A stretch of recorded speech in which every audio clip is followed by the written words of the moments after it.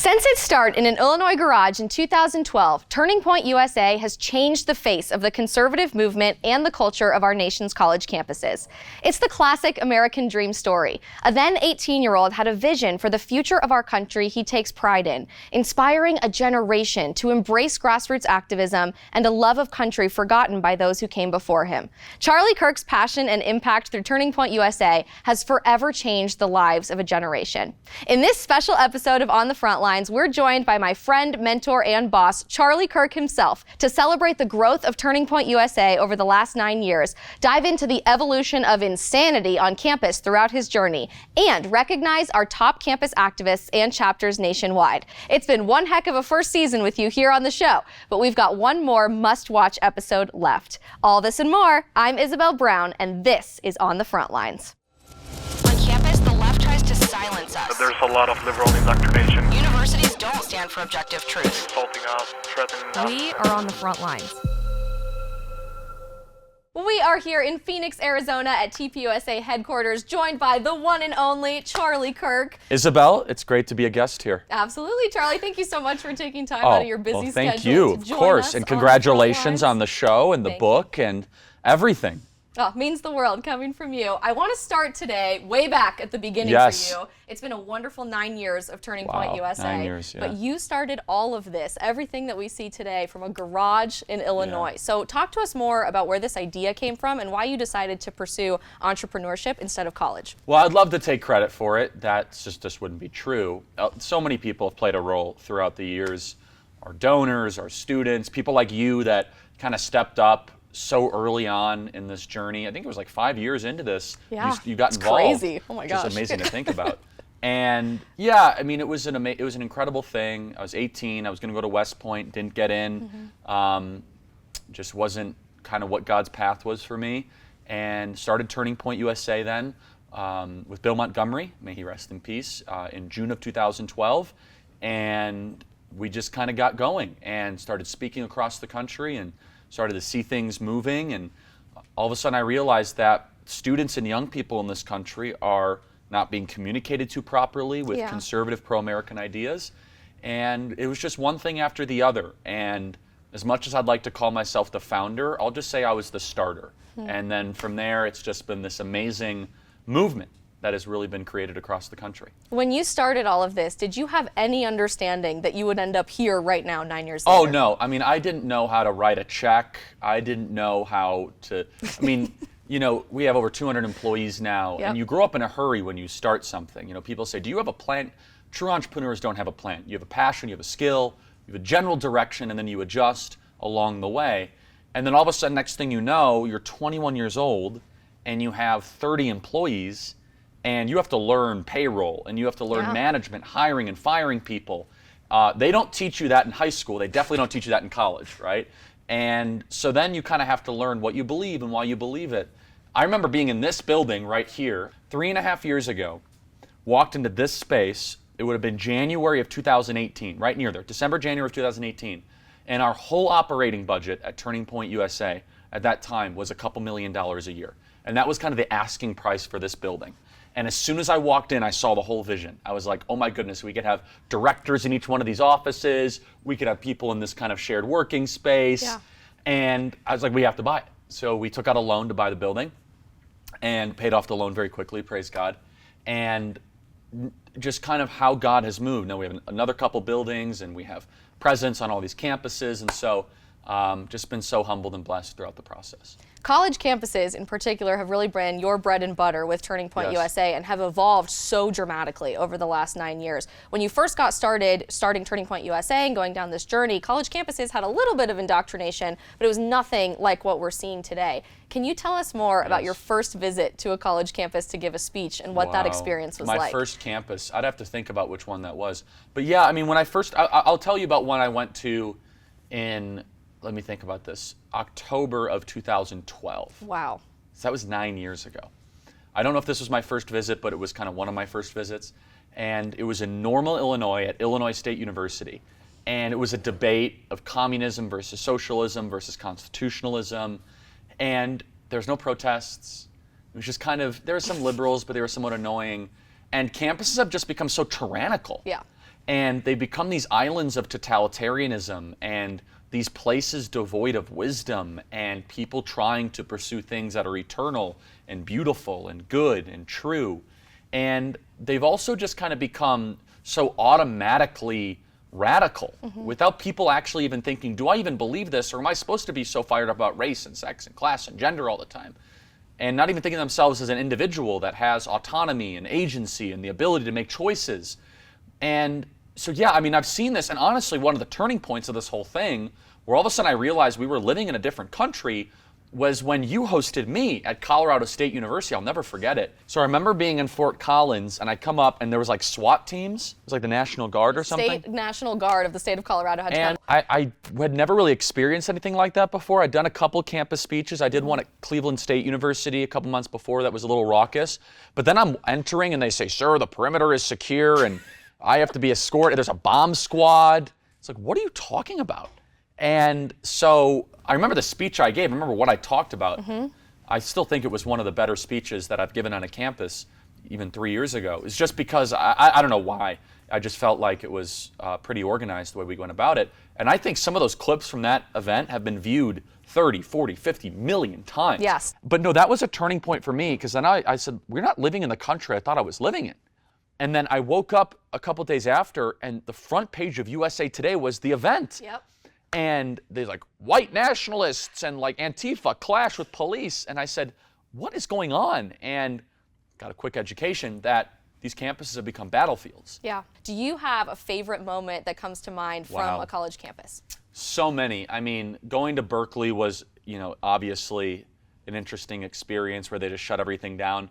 I'd say one of my favorite moments, and it's hard to pick one, was kind of when I saw the grassroots energy of Turning Point USA, and we were so unprepared for it. It was at UCLA, and it was Candace Owens and myself, and we walk into this just random room they had us in, no security. There was police there, but we had no personal security, and we were front row against the BLM activists. Wow. And that was kind of when Candace came onto the scene and exploded. And I just kind of saw in real time what it was like to build a successful grassroots countercultural movement. But no, like when I first started going to these campuses, it was raw and authentic. And in some ways I missed that. In other ways I was like, yeah, I could have had my head chopped off, or just a kid could have got hurt. That would have been, really a tragic thing. And at UCLA, I'll never forget, the BLM Incorporated bigots were outside with their big speaker phones trying to drown out our event while we were doing our event. But no, I could go all across the country. Our event that we did with Brandon Tatum at Michigan State University in the following semester was amazing. University of Nevada, Reno was incredible. I'll give you another one. Speaking at Brown University, they didn't allow any filming, which we honestly should have broke the rule, but we were too much of rule followers. That was before, I think, even the stakes of the country have even been raised. This was right before the Chinese coronavirus spread back in November of 19, I want to say. And I've never seen such hostile students. Wow. Just the way they ask questions and they look at you. There were some fans and supporters, but my goodness, Brown University, if you want your child to hate America, send them to Brown University. Sounds like we need to send you back to an Ivy League. Oh, I'd love to, but the problem is the virus and the way we've reacted to it. So we'll see what happens this semester. We've talked a lot about this on the radio show and the podcast, but you frequently advise parents and grandparents to encourage young people in America not to pursue a college degree and If not it's to go the right choice for them. to a traditional four-year college. Yes. What about your journey with Turning Point USA has given you that perspective? Yeah, I mean, if you go to college, make sure that you do it cheaply and quickly and you get a skill.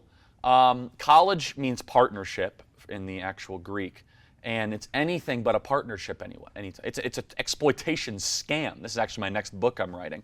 I've been doing a lot of research on this, and when you dive deep into how the cost of college has destroyed the financial future of so many students without giving them a reciprocal degree or skill, it's stunning. And so look, if it's for you, then so be it, but the vast majority of kids that go to college shouldn't be there. They're there because their parents told them, because of social status, because their friends are going. We should be talking about building good character. We should be talking about trying to get students better prepared for an ever-changing world and creating good people. We don't do that at college. And I, having visited probably, I don't know, I've been to NYU, to everywhere, 75, 100 plus campuses probably. I don't want to misquote it, but that's probably fair. And being able to kind of see how devoid of wisdom these schools are. And they're creating activists. They are. It's a factory for knowledge, not wisdom, at the end of the day. And which useless has been knowledge. Useless knowledge that's really not going to serve you in the real world. I have to ask, at what point in your career and your journey in the last 9 years did you realize and come to a point of self-realization you were more than just a guest lecturer on college campuses, but really a voice for multiple generations in our country? I don't know. I don't know if I am, but that's nice to say. I deleted all my social media, so people say like, oh, Charlie, you're trending on Twitter. I'm like, yeah. Great. Feels the same as when I wasn't trending on Twitter. Yeah, I mean, I guess when all of a sudden I was the only person speaking at some of these events, and they're like, yeah, we ran out of seats. I was like, really? Like, that's something I've never experienced. You know what I mean? Yeah. Where it's like, it's just me. It's not like Donald Trump Jr. and like you're at University of Florida and everything's sold out. That was a big eye opener and was a learning lesson, honestly, because I was like, wow, I have to take even more seriously what I say and how people follow me. Over the years, you have been such an incredible friend and mentor to me as I've transitioned from student activist to working here at TPUSA every day. And I know the same can be said for countless other students that graduated from our chapters and now work here at TPUSA across the country. What can we tell the next generation of students to empower them and inspire them to get more involved on the front lines after graduation? Yeah, just be the same person in public that you are in private. Be prepared to pay a price if you speak out. Be prepared to have some form of retaliation formed against you.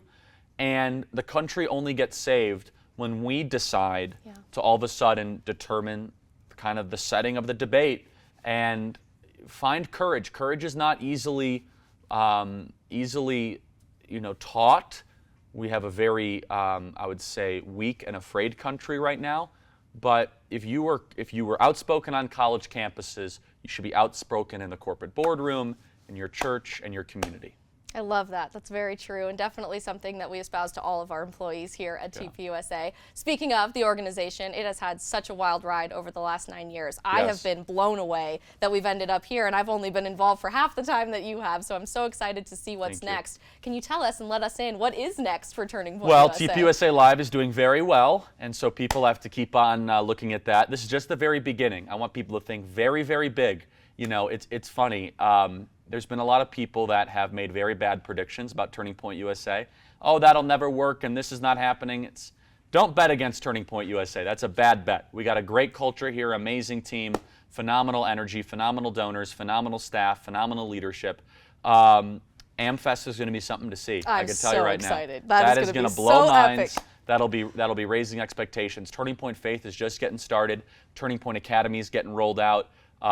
We have school board watch list, professor watch list, and you can count on Turning Point USA to reclaim the narrative, which is what we're doing at Turning Point USA Live every single day, to own the narrative, and that honestly to push forward on these campuses. I want it to be one day the big vision that almost every high school in the country has a Turning Point USA chapter. If you are a young conservative out there, we want to be able to say we have your back. We have to think much bigger as conservatives and as Americans, because we're in a battle against the left in a very serious way. And how about for Charlie Kirk? What's next for you? I don't know. I just want to be happy and thankful and continuing what we're doing. And radio show's going very well, and the podcast is going nicely, and happily married, which is great. Congratulations again on that. Thank you. And yeah, I just want to be playing a role in trying to fix this country and turn it around. And, you know, whatever God has in store. I used to kind of be like, yeah, I want to be with this many Instagram followers and this. It's like, that's all nonsense. Yeah. Just pursue wisdom and be around people that make you thankful and work really hard. That's important. You need to have purpose in life. Shouldn't be the only thing, right? Because we can't control everything. There is a sovereign being above us. But yeah, as long as I could do that, that would make me very happy. Charlie, thank you so much for Isabel. Everything you are doing. You're doing amazing work. Everyone support Isabel. Thank and buy her book. You're the best, but really, truthfully, I've learned so much from you over the years. I know our students feel the same. We're so honored that you took the time to be here on the front lines with us. God bless you. Don't go anywhere. We'll be right back to celebrate this semester's top TPUSA chapters and activists on the front lines.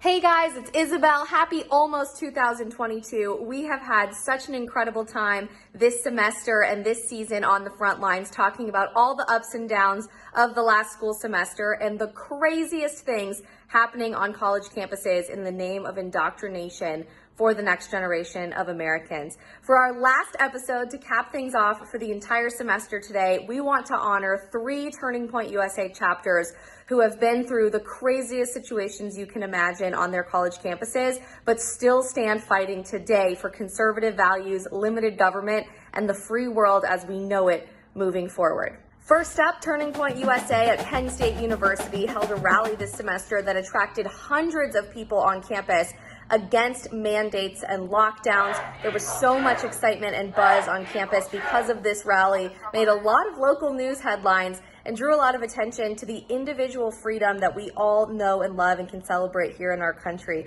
Congrats TPUSA at Penn State. We're so proud of all the work that you're doing on campus and beyond, and can't wait to see what you do next semester.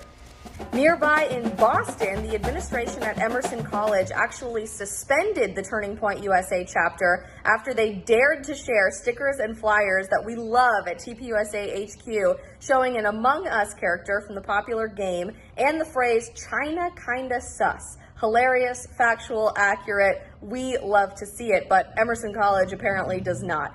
Despite being suspended from campus, the students continued to fight to bring awareness to what's happening under the thumb of the Chinese Communist Party with human rights abuses and genocide, and continued to fight for freedom of speech and a home for all conservatives on campus. Keep up the great work, and we're looking forward to seeing you reinstated next semester. Finally, over on the West Coast, the University of Oregon's Turning Point USA chapter was put through some insanity this semester after Charlie Kirk made a stop by in Eugene, Oregon for his Critical Racism Tour, an incredibly impactful speaking tour highlighting the true racism that lies within critical race theory pushed by the left on college campuses and beyond. The day of the event, the venue for the speech ended up canceling, which was the 5th venue to do so there in Oregon, citing potential damage, violence, and property destruction should Antifa choose to show up and protest the event. Luckily, the event went forward as scheduled at a different venue, and Charlie was able to impact so many minds and hearts there in the state of Oregon. Way to roll with the punches, TPUSA at Oregon, and we're so excited to see you continue to share the truth in a very, very important part of our country. Oregon is not too far gone yet, despite what the left may lead you to believe. To every TPUSA chapter on campus nationwide, on both college campuses and in high school, we are so proud of the work that you did this semester. You are the reason Turning Point USA exists and gives us the opportunity to share so much truth with the world all at once. The best is yet to come, and as a former chapter president myself, I can't wait to see what you all do after your winter break these couple of weeks. Enjoy your break, study hard for your finals, spend some time with your family, and we'll see you back on campus first thing in the new year. What a semester! The stories we've heard have embodied the core values of Turning Point USA. Warrior spirit in the face of adversity, grassroots humility from within anti-American institutions, and persistent innovation to inspire others with conservative ideas. None of this would be possible without Charlie's dream of a better America for future generations. His story can be all of ours. We are all capable of standing on the front lines and changing history for those who will come next, one student at a time. This is your voice. Your stories, your fight. Together, we are on the front lines.